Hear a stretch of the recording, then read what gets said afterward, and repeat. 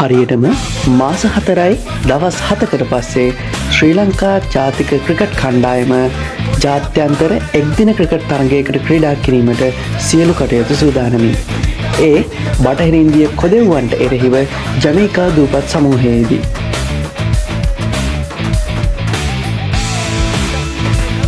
ඉතින් මේ විස්තරය දෙරට අතර තරග ආරම්භක වේලාවන් සහ නැරඹිය හැකි නාලිකා සම්බන්ධවයි.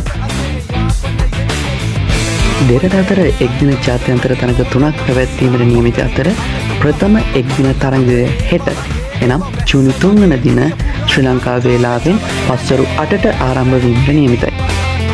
දෙවන එක්දින තරගය ජූනි 7 ශ්‍රී ලංකා වේලාවෙන් අලුයම 1ට, තුන්වන එක්දින තරගය ජූනි 9 ශ්‍රී ලංකා වේලාවෙන් අලුයම 1ට ආරම්භ වේ. මෙම සියලුම තරග ජමයිකා දූපත්වයේ කින්ස්ටන් ක්‍රීඩාංගණයේදී පැවැත්වීමට නියමිත වේ. මෙම සියලු තරග දේශීය නිල විකාශන අයිතිකරු සුප්‍රීම් TV, පපරේ TV හරහා ඩයලොග් view ඇප් හරහා එවැගේම බටහිර ඉන්දිය කොදෙව් ක්‍රිකට් නිල YouTube පිටුව හරහා ඔබට නැරඹීමට හැකියාවක් ලැබේ. තරගාවලියේ අලුත්ම තොරතුරු දැනගන්න ක්‍රිකට් ස්පොට් අපිව ෆලෝ කරලා තියාගන්න.